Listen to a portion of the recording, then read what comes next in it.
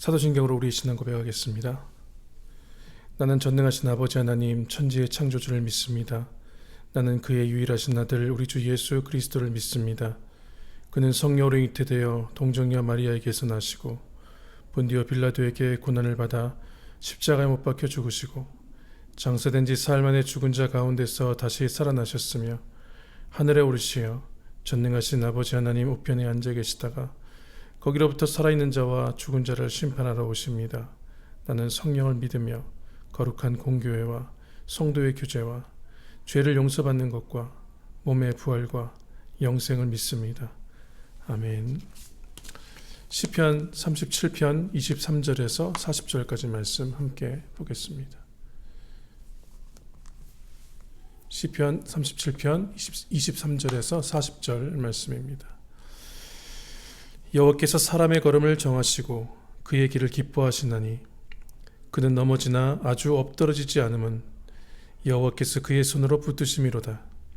내가 어려서부터 늙길까지 의인이 버림을 당하거나 그의 자손이 걸식함을 보지 못하였도다.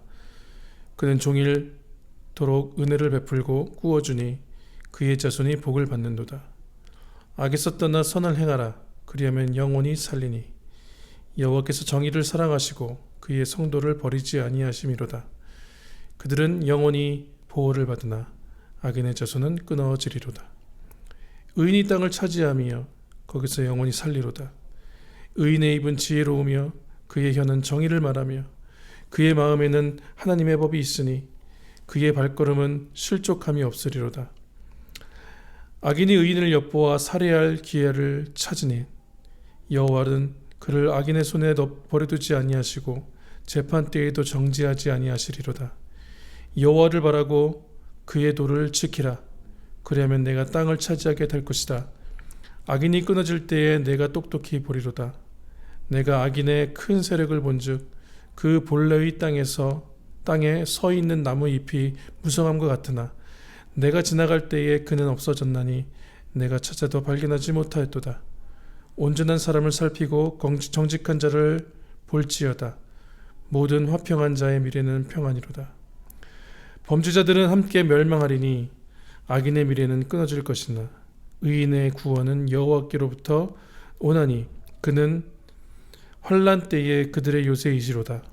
여호와께서 그들을 도와 건지시되 악인들에게서 건져 구원하심은 그를 의지한 까닭이로다. 아멘. 오늘 말씀에서는 하나님께서 두 가지의 말씀들을 주십니다. 두 가지의 권면을 하고 있는 것을 볼 수가 있어요.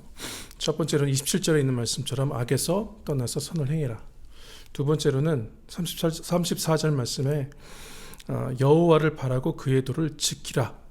이렇게 이야기를 하고 있습니다. 그렇게 선을 행하고 악에서 떠나서 선을 행하고 여호와를 바라고 그의 도를 지키는 사람들이 바로 의인인데 그 의인들이 누리는 유익이 무엇이냐? 하나님께서 영원히 살려주신다라고 얘기를 하고 있어요. 27절 말씀 뒷부분에 있죠. 그리고 하나님께서 영원히 성도들을 버리지 아니하신다. 영원히 그들을 보호해 주신다. 이렇게 말씀하고 있고요. 그 다음에 또 25절 말씀에도 있지만 의인들은 버림을 받지도 않고 그 자손들이 걸식함을 누리지도 않는다. 그러니까 다윗이 이 시를 쓴 기자가 인생에서 보았더니 의인들은 하나님 앞에서 버림을 받거나 아니면 그의 가족들이 그의 자녀들이 잘못되는 것을 보지 못했다라고 지금 이야기하고 있는 것입니다. 그러니까 하나님께서 주시는 복이 이런 것이라는 거죠. 악에서 떠나고 선을 행했을 때, 그리고 여호와를 바라고 그의 도를 지켰을 때 하나님께서 그렇게 보호해 주시고 또 그 마음에 하나님의 법이 있도록 만드시면서 그러면서 하나님께서 원하시는 모습으로 살아갈 수 있게 해 주신다라는 이야기를 하고 있는 것입니다. 우리가 인생 속에서 살아갈 때에 하나님의 법을 따라가고 그 도를 지키려고 하는 모습들이 있는가? 그리고 그 악에서 떠나려고 하는 시도가 있는지 한번 생각해 봐야 될 필요가 있어요. 악을 누리면서 살고 있지 않는가 한번 돌아봐야 될 그러한 모습이 필요하다라고 하는 것입니다. 왜냐하면 우리 주변에는 많은 그런 악한 것들로 우리들 유혹하는 것들이 많이 있거든요. 그러니까 그것들을 바라보면서 과연 그런 것들을 접하면서 우리가 어떠한 태도를 취하고 있는지를 한번 살펴봐야 될 필요가 있다는 것입니다. 그래서 악을 즐기거나 일부러 그 악에 관여하거나 또 그것을 따라가려고 하는 것이 아니라 정말로 오늘 말씀에서 나와 있는 것처럼 악을 의도적으로 떠나려고 하는 그러한 마음들이 있어야 될 것이고 여호와를 바라고 그의 도를 지키려고 하는 모습들이 필요하다라고 하는 것이지요. 한 가지를 더 보면 여기서 악인들의 모습들이 나와요. 35절 말씀이에요. 내가 악인의 큰 세력을 본즉 그 본래의 땅에 서 있는 나무 잎이 무성함과 같으나 내가 지나갈 때에 그는 없어졌나니 내가 찾아도 발견하지 못했도다. 그러니까 이게 무슨 말이냐? 악인들을 어떻게 비유하냐면 정말로 잎이 무성한 큰 나무들로 비유하고 있어요. 굉장히 웅장하고 굉장히 큰 그러한 나무로 묘사하고 있다는 것이에요. 잎이 무성하다는 거죠. 그런데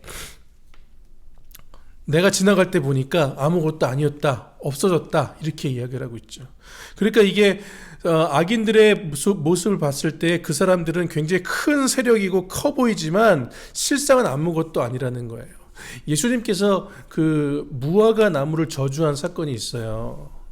시장하셔가지고 무화과 나무에 가서 무화과 열매를 따먹으려고 딱 손을 들어서 이파리 있는 데를 봤더니 열매가 없는 거예요. 다 이파리만 있고. 그래서 이게 그것 때문에 열매가 없는 걸로 인하여서 예수님께서 저주하셔서 그 다음날 말라서 죽었다라고 복음서에 나와 있는데 지금 악인들의 모습이 그렇다는 것입니다. 겉은 굉장히 커 보이고 무성해 보이고 또 굉장히 힘이 있어 보이지만 실상은 아무것도 아니고 열매가 없는 것 같은 아무것도 아닌 잎만 무성한 그런 나무와 같다라고 이야기하고 있는 거예요. 악인들의 모습이 그렇다라고 하는 것입니다. 우리 주변에도 그런 사람들이 있죠. 뭐 악인이라고 칭하지는 않겠지만 어쨌든 간에 하나님을 부인하고 하나님을 믿지 아니하고 세상의 것들을 따라가는 사람들이 악인인데 그 사람들, 세상을 따라가는 사람들을 보면 굉장히 커 보이고요. 나도 저렇게 됐으면 좋겠다는 마음이 생기고요.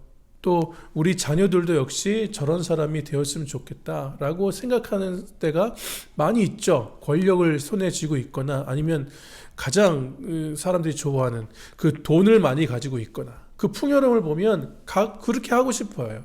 그렇게 되고 싶어하고 그렇게 우리 애들이 됐으면 좋겠고. 그런데 오늘 말씀에서 얘기를 해요. 하나님께서 그 아무것도 아니라고. 잎만 무성한 큰 나무 같다고. 실상은 열매도 없고 가보면 아무것도 아닌 것이다 라고 지금 얘기하고 있습니다. 근데 그럼에도 불구하고 우리가 이 말씀을 듣고 있음에도 불구하고 그러한 악인들처럼 커져만 가고 싶어 하진 않는가?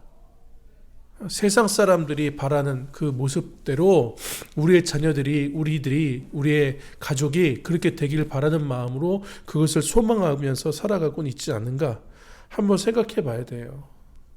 진짜 우리 마음 가운데에서 그런 악한 마음들을 가지고 그리고 또 세상을 따라가려고 하는 하나님보다 세상의 법이 먼저 우선이 되어서 그것을 따라가려고 하는 그런 마음들이 우리 가운데 있다면 우리는 하나님 앞에서 죄를 범하는 것이죠. 여기서 말씀하는 것처럼 여호와를 바라고 그의 도를 지키려고 하지 않는 것이죠. 그러한 것들을 우리가 일상생활 속에서 자꾸 범하게 된다면 하나님 앞에서 우리는 악인으로 갈 수밖에 없다는 거예요. 악인은 어떻게 되느냐? 38절에 나와요. 함께 멸망한다. 악인의 미래는 끊어질 거라는 거예요. 그죠? 그 끊어질 거란 말은 29절에 나와요. 29절에 보면 의인들은 땅을 차지하고 그 앞에 28절이군요.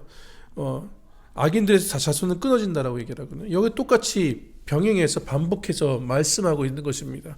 악인들은 그 미래가 끊어지는 거예요. 의인들은 그 자손이 걸식함을 경험하지 못하지만. 그러니까 우리가 그렇게 세상의 것들을 따라가고 세상의 것을 좋아하고 세상이 원하는 바대로 살려고 하고 그것을 바라고 또 애타게 찾으면 우리는 하나님의 도를 따라갈 수가 없고요. 그의 도를 지킬 수가 없어요. 그러다 보면 우리는 악인이 되는 것이고, 그러다 보면 하나님 앞에서 그 미래가 끊어지게 되는 것입니다. 하나님께서 돕지 않으시고 건지지 않으신다는 거예요. 왜요? 하나님의 도를 따르고 하나님을 의지하기보다는 세상 것들을 따라가기 때문에.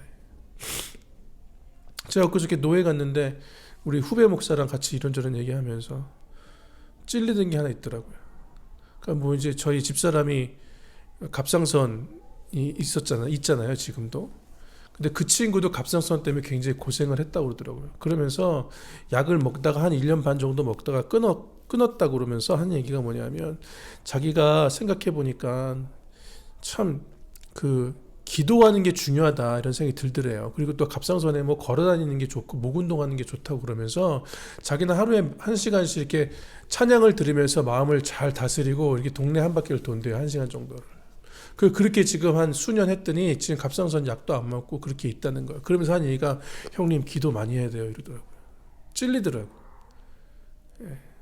우리가 어디가 아프거나 병이 나면 병원을 먼저 가잖아요. 그러니까 병원을 무시하는 건 아닌데 병원을 지나치게, 의사들을 지나치게 의지한단 말이에요.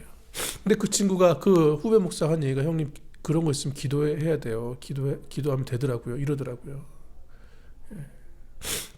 하나님의 의지함이 필요하다는 거예요. 세상 것들을 따라가고 세상 것들을 좋아하고 세상의 방법들을 추구하는 것이 아니라, 우리가 하나님의 백성이고 하나님의 자녀라면 그 안에서 어떻게 우리가 하나님의 자녀답게 살 것인가, 또 그것을 어떻게 누리면서 살 수 있을 것인가를 고민하면서 하나님을 바라고 그의 도를 지키고 악에서 떠나서 선을 행하는 그러한 모습들이 필요하다는 것입니다. 그렇게 살면 우리 가운데에 하나님께서 건져주시고 그리고 또 구원해 주신다라고 하는 거예요. 그것이 바로 우리가 하나님을 따라가는 이유가 된다라고 하는 겁니다. 오늘 하루 살아가시면서 우리의 삶 가운데, 우리의 시간들 가운데에 하나님을 의지하지 못하게 하고 세상 것들을 따라가게 하는 그런 많은 생각들, 또 많은 정보들이 있을 거예요. 그때 우리가 승리하기를 원합니다. 하나님을 바라보면서 주님 안에서 의인이 되어 하나님을 바라고 주님의 도를 지키며 나아갈 수 있는 귀한 하루 되기를 주님의 이름으로 소망합니다. 함께 기도하겠습니다. 하나님 아버지, 감사합니다. 주님께서 이 시간 은혜를 베풀어 주시어서 우리가 악에서 떠나 선을 행하고 여호와만을 바라고 여호와의 그 도를 지키며 살아갈 수 있는 저를 되게 도와주시옵소서. 이런 일들을 하지 않음으로 인하여서 악인이 되는 그러한 결과를 낳지 않기를 소망하오니 주님 붙잡아 주시어서 의인으로서 주님의 평안함 가운데, 주님의 보호 가운데 살아갈 수 있는 저희들의 모습이 될 수 있도록 하나님 아버지 인도하여 주시고 붙잡아 주시옵소서. 아울러 이 땅에 있는 교회들을 위해서 기도합니다. 주님께서 은혜의 장중에 붙잡아 주시고 빛과 소금으로서의 삶을 살아가게 해주시며, 이기적인 집단의 이기주의로 빠지는 것이 아니라 하나님께서 기뻐하실 만한 섬김의 자세로, 낮은 자세로 세상을 섬기며 이웃들을 섬기며 또한 그리스도의 복음을 온전히 선포하며 나아갈 수 있는 귀한 교회들이 되어줄 수 있도록, 귀한 주의 몸된 지체들이 되어줄 수 있도록 인도하여 주시옵소서. 오늘 하루 주님께서 은혜의 장중에 붙잡아 주시고 함께 하실 줄로 믿습니다. 예수님의 이름으로 기도합니다. 아멘. 하늘에 계신 우리 아버지여, 아버지의 이름을 거룩하게 하시며 아버지의 나라가 오게 하시며 아버지의 뜻이 하늘에서와 같이 땅에서도 이루어지게 하소서. 오늘 우리에게 일용할 양식을 주시고 우리가 우리에게 잘못한 사람을 용서해 준 것 같이 우리 죄를 용서해 주시고 우리를 시험에 빠지지 않게 하시고 악에서 구하소서.